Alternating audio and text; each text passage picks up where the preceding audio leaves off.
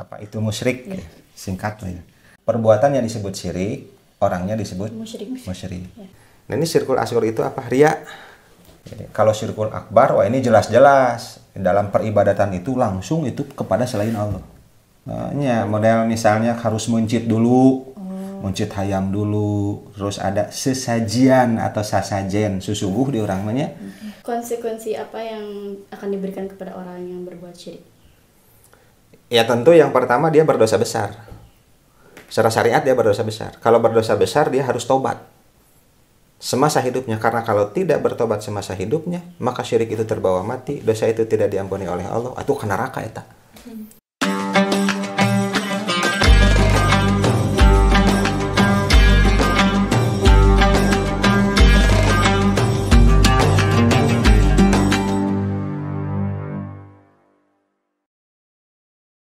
Dan selanjutnya, apa hukumnya ketika kita datang ke paranormal untuk bertanya-tanya, Pak? Paranormal. Berarti selain itu normal. Maksudnya ke dukun kayak gitu itu, Pak. Dukun. Ada dukun beranak teh paraji. Yang tahu yang itu ya. Lah. Bahayanya di situ. Jadi gini, itu kalau di dalam bahasa Arab itu disebutnya kuhan. Ya. Au arrofan atau arrof. Nanti untuk mengartikan kuhan dan arrof, ini mesti hati-hati nih. Kuhan dan arrof itu kan mereka orang yang memang itu apa ya, mengemukakan hal-hal gaib, yang hal-hal gaib itu sebetulnya hanya bisa diungkap oleh wahyu. Yeah. Gitu. Nah di kita diistilahkan biasanya dengan paranormal, seolah-olah yang lain itu normal. Atau orang pintar. Ya, orang pintar. Yang lain gak pintar. Gitu, untung disebut bodoh. Okay. Atau biasa disebut dengan dukun. Tapi nanti dukun di sini maksudnya ya kuhan atau aruf itu mengungkap hal-hal gaib, yang hal-hal gaib itu adalah hak Allah, bukan hak makhluk. Sampai Nabi pun tidak tahu yang gaib jika tidak turun wahyu. Nah ini orang bukan Nabi, tapi dia mengemukakan hal yang gaib. Nah di sini asyirku nate itu ya. Jadi dia menyamakan dengan Allah itu dalam hal pengetahuannya. Allah itu kan al-alim, maha tahu yang gaib. Nah itu disamakan dengan orang ini juga dianggap tahu sebagaimana Allah tahu dalam mengungkap yang gaib. Itu asyir kota di dirinya. Nah orang yang datang ke situ, tadi pertanyaan apa? Cuman bertanya-tanya gitu, bertanya-tanya dulu. Iya. Ke itunya paranormalnya. Hukumnya apa? Oh haram, nggak boleh. Haram. Nabi keras menyatakan seperti itu karena itu asyirku. Gini. Nanya ke paranormal itu nanya naon? Ya nanya Pak. Misalkan kenapa? Nyata jadi masalah teh nanya naon, kan bisa saja ke paranormal teh nanya kalau 5 kali 5 sabaraha gitu. Atau punya anak berapa? Atau nanya alamat Pak Haji Anu di mana, kan nanya juga. Maksud nanya ke paranormal teh naon cing ya? Ya nanya-nanya aja bagaimana cara cepet kaya gitu Pak. Nah, kenapa ke paranormal teh? Saya we atuh nanya gitu mah. Jadi kan cepat dalam waktu jangka pengusaha gitu Pak, gitu. Ini ya masalahnya. Orang ini ingin cepat kaya. Kalau ingin cepat kaya pikirnya rasional lah tuh. Iya. Dan Islam juga memerintahkan mikir. Itu konsultasinya ke saha. Kalau dia mau usaha ke pengusaha tuh. Ya, kalau dia mau bekerja atau ke saha tuh yang punya link bekerja di mana dan sebagainya. Singgetol gawe enak gitu kan ya. Iya. Tapi yang jadi masalah kenapa datang ke orang ini? Pengusaha lain, PNS lain teh, gawe natepannya. Nah, kenapa datang ke orang ini? Ya mungkin kebanyakan orang-orang itu Pak kayak udah buntu, sudah berusaha beberapa kali dan ternyata selalu gagal dan akhirnya dia memutuskan untuk ke paranormal. Kan banyak tuh yang kayak dalam semalam, caranya ini gitu. Eta kan ya. Matak nanya kalinya teh yang eta. Iya, seperti itu. Jadi permasalahannya itu di Nabi sabda Nabi SAW begini. Man ata arrofan au kuhanan, barang siapa yang mendatangi arrof atau kuhan, paranormal, dukun dan sebagainya yang mengungkap hal-hal gaib itu. Atau yang mereka mengklaim punya kuasa sebagaimana Allah berkuasa. Seperti misalnya mengkayakan seseorang, itu kan hak Allah itu. Ya. Lalu misalnya dan lain sebagainya lah ya, untuk menurunkan hujan itu kan hak Allah.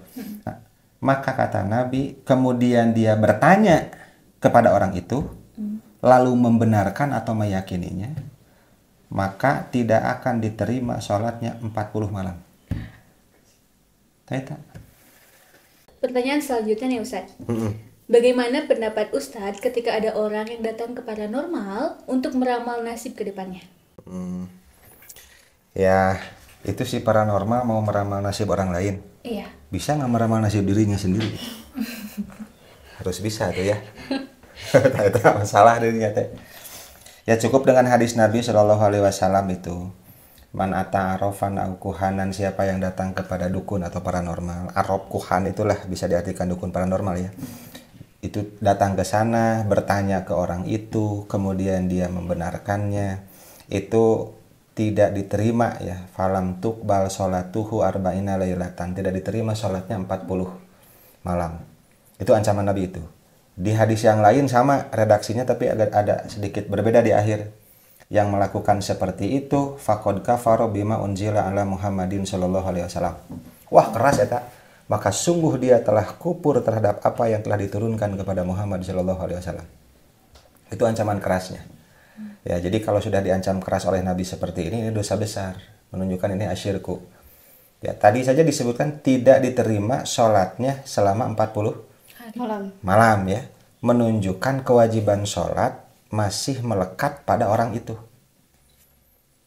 Jadi kayak ulah ki senada tidak diterima 40 malam ya, sudah saja jangan sholat. Nah, salah itu. Karena disebut tidak diterima sholatnya selama 40 malam itu menunjukkan bahwa kewajiban sholat masih melekat pada orang itu. Hanya sebagai hukuman dan ancaman keras, meskipun dia sholat, sholatnya tidak akan diterima. Sebab kalau memang dia sudah tidak wajib sholat, untuk apa ada pernyataan tidak diterima? Ya. Kalau dia tidak wajib sholat, untuk apa ada pernyataan tidak diterima?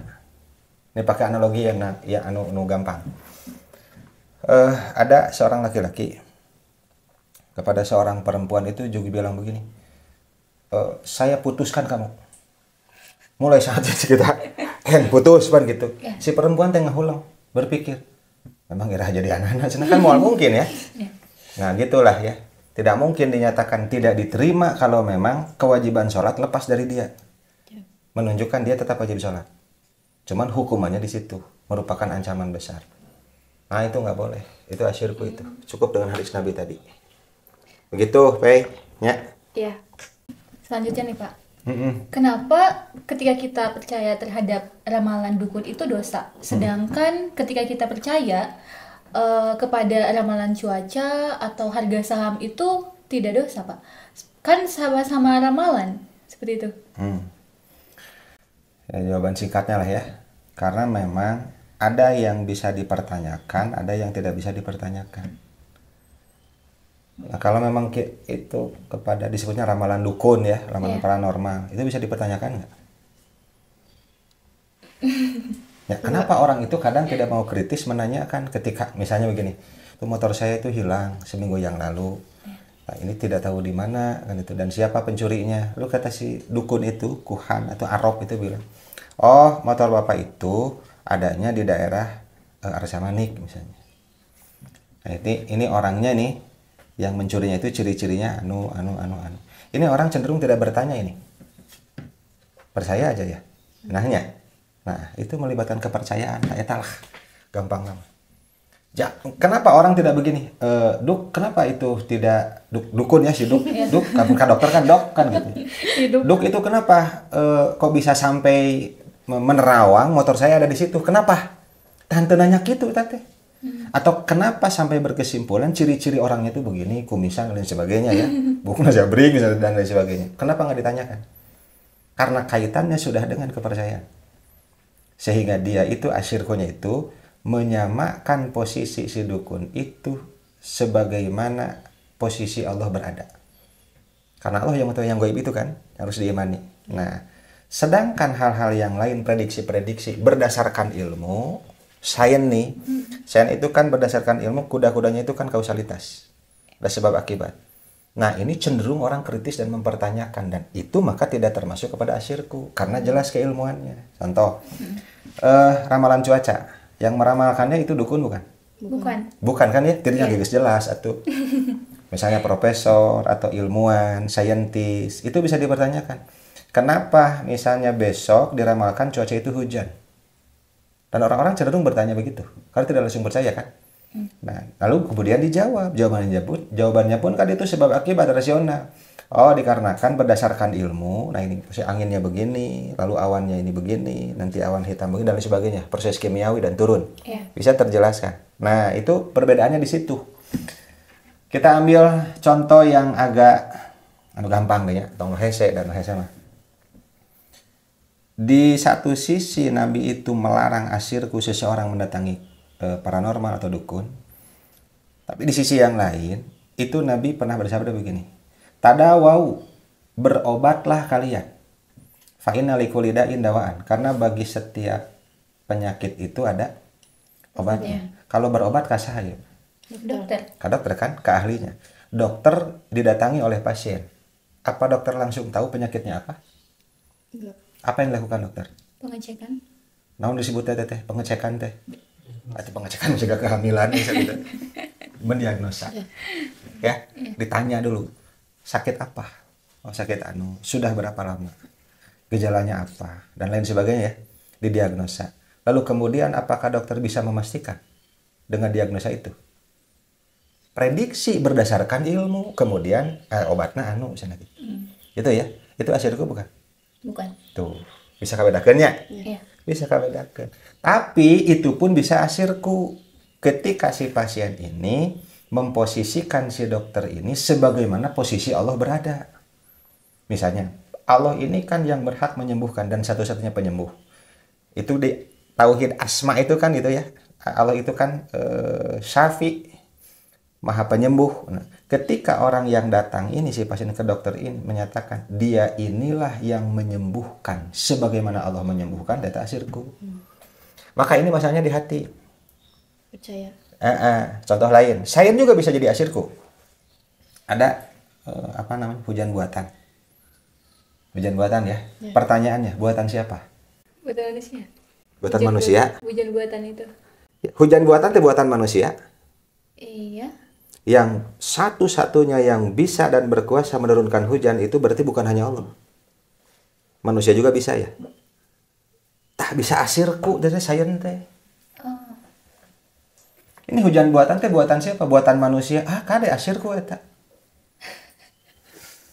Ini kan di Al-Baqarah itu disebut contoh gampang ya. Di Al-Baqarah 21 ya. Ya ayyuhan nasu budu rabbakumul ladzi khalaqakum wal ladzina min qablikum la'allakum tattaqun. Dua-duanya itu alladzi ja'ala lakumul arda firasan, dialah Allah yang menjadikan bumi itu hamparan, wasamaa binaan, Allah juga menjadikan langit itu sebagai bangunan, wa anzala minas sama'i ma'an, dan Allah juga yang menurunkan dari langit itu air, yakni hujan. Terus kesananya apa tuh? Fa akhraja bihi minas samarati rizqalakum, maka Allah mengeluarkan dengan sebab hujan itu tumbuh-tumbuhan. Itu ya, sebagai rezeki buat kalian. Ayat itu ditutup dengan fala taj'alu lillahi andadan wa antum ta'lamun. Karena itu kamu jangan jadikan bagi Allah itu sekutu sedangkan kamu tahu. Maksudnya sedangkan kamu tahu Allah melakukan itu sendiri.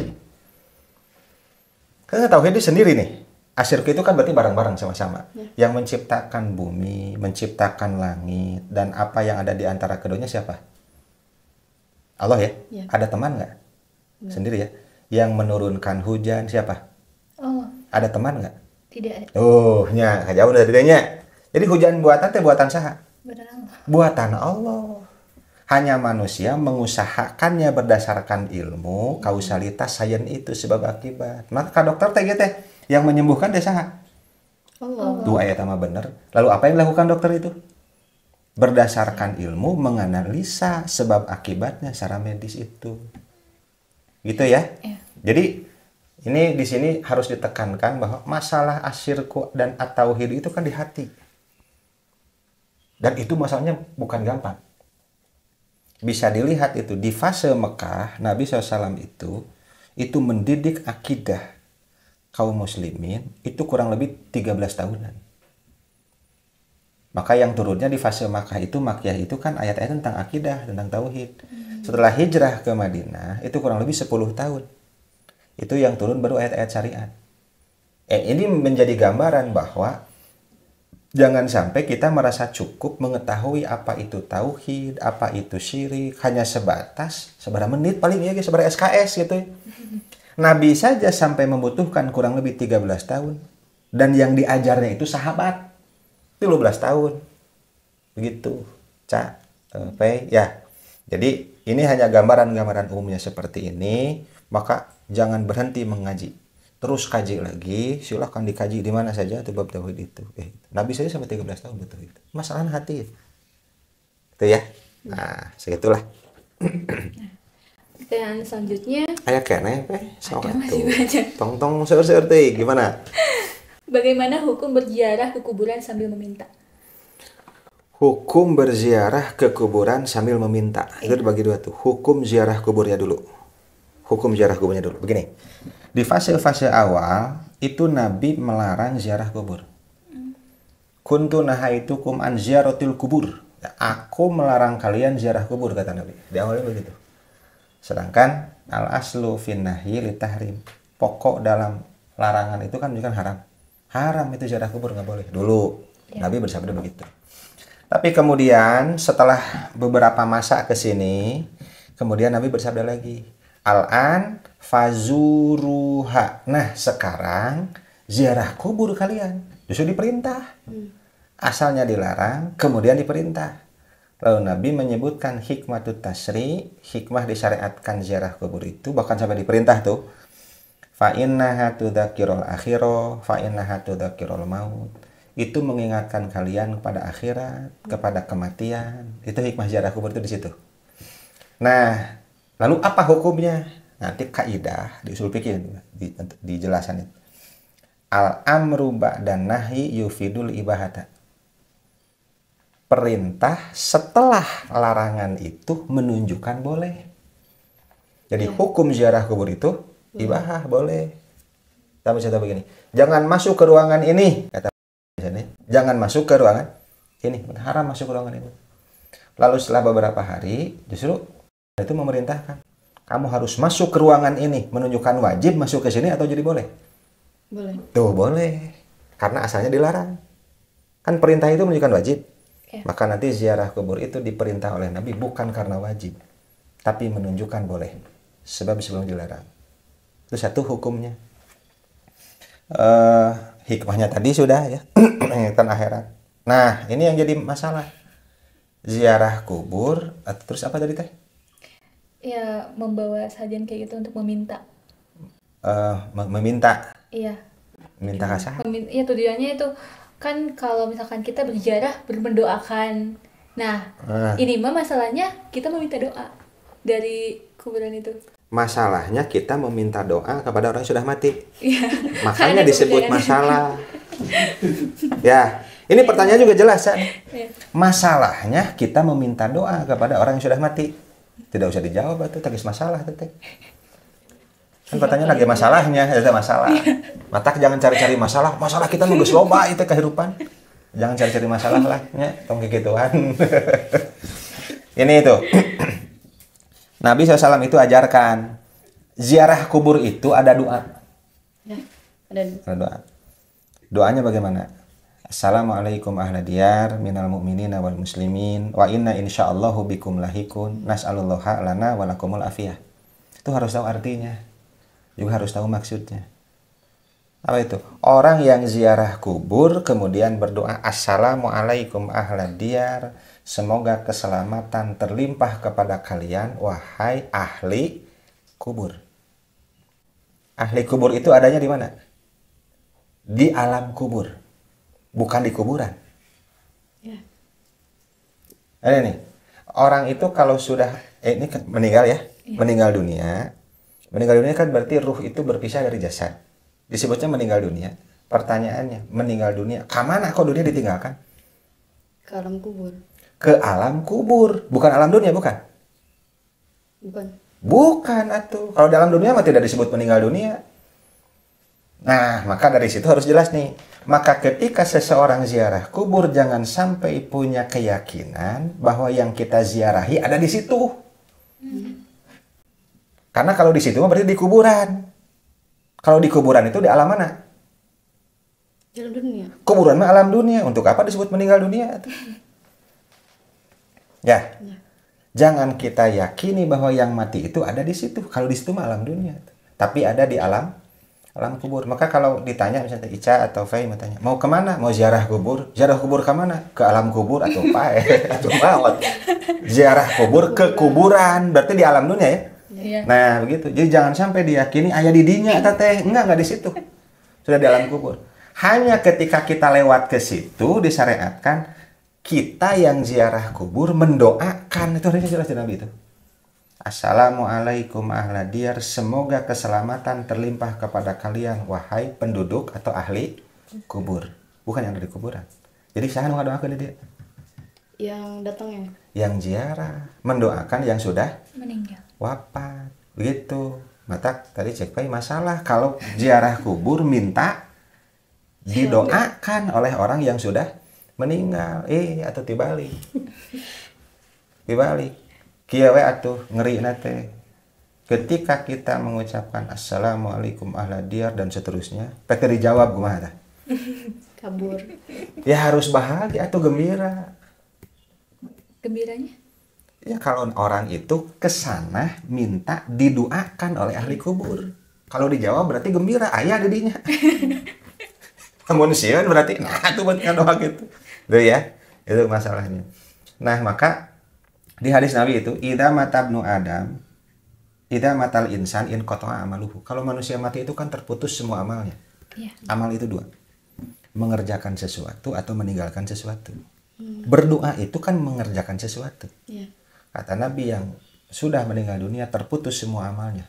Tidak bisa ngadoa acan tuh bisa. Apalagi mendoakan orang lain. Kecuali 3 gitu ya. Nah, yang 3 itu nanti pembahasannya. Kalau terputus amalnya, dia sudah tidak bisa berdoa. Karena berdoa itu melakukan sesuatu. Itu sudah inqata'a putus. Kalau berdoa saja bagi dirinya tidak bisa, apalagi mendoakan orang lain. Nah itu salah kaprahnya di kita. Dari situ saya punya hemat. Bagi yang ziarah kubur tapi belum hafal doa tadi, dan tidak tahu artinya apalagi maksudnya, jangan dulu ziarah kubur. Meskipun boleh. Kenapa begitu? Iya, tapi saya mau ziarah kubur. Apalkeun heula tuh, pendek tuh doa. Alih-alih ziarah kubur yang boleh mengingatkan akhirat, justru jadi asyirku, ternyata masalahna, segitulah. Pertanyaan selanjutnya nih Pak Ustadz.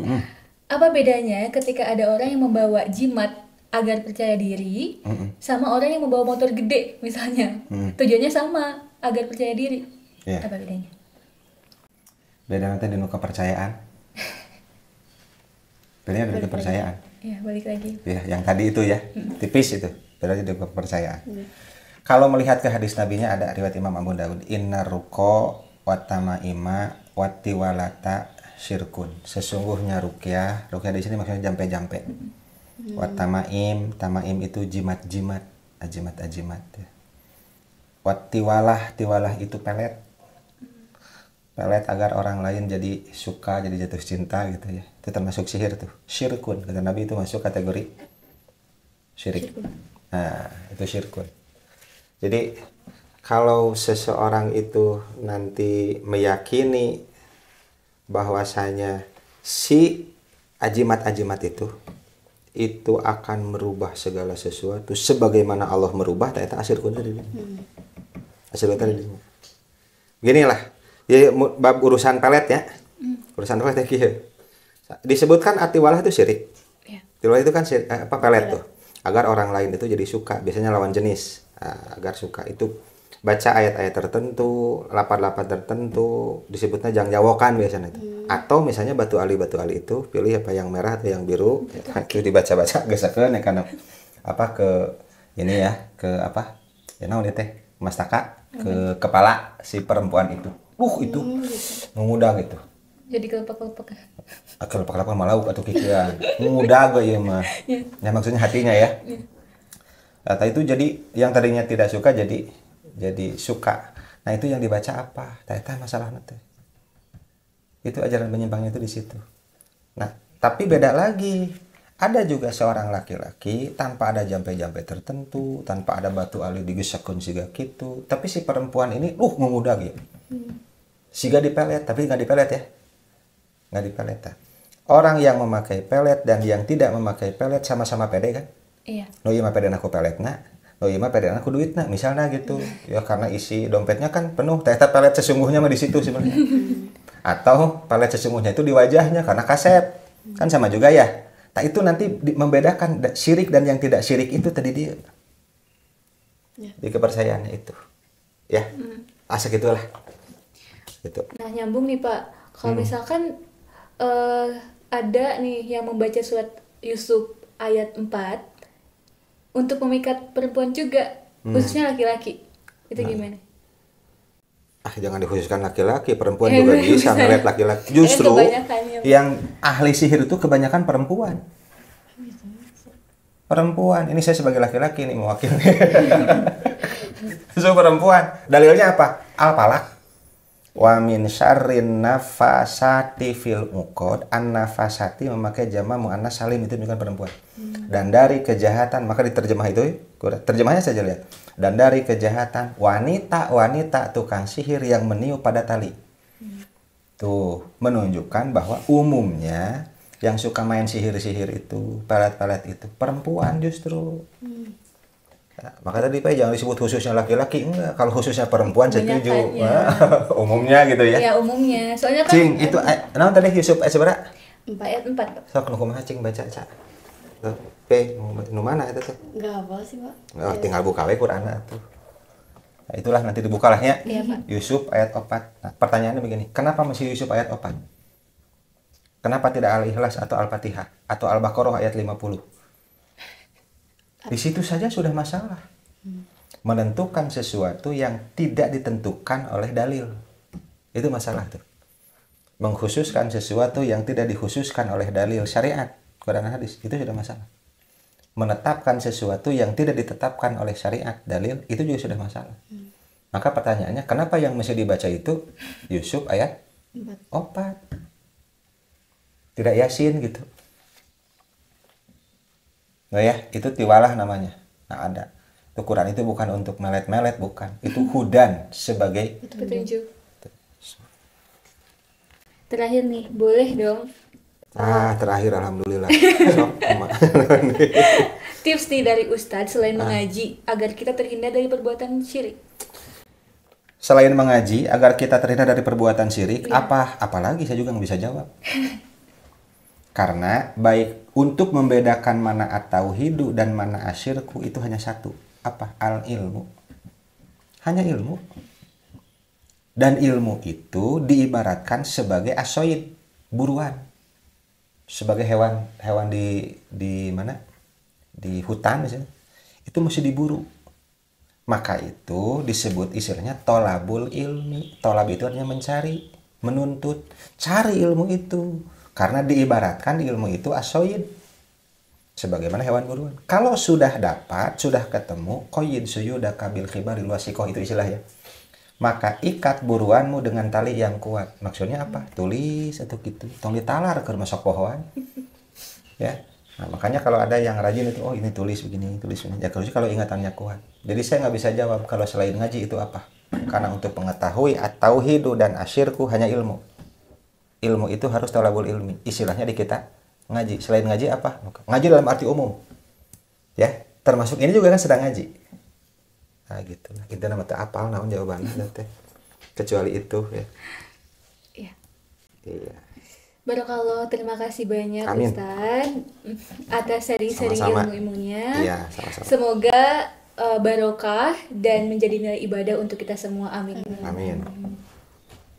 Teman-teman, seperti biasa, sebelum kita tutup, mari kita membaca doa kafaratul majlis bersama-sama. Subhanallahumma wa bihamdika asyhadu an la ilaha illa anta astaghfiruka wa atubu ilaik.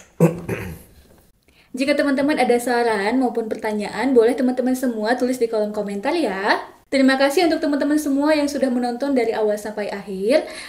Kita tutup podcast kali ini. Wassalamualaikum warahmatullahi wabarakatuh. Waalaikumsalam warahmatullahi wabarakatuh. Dadah.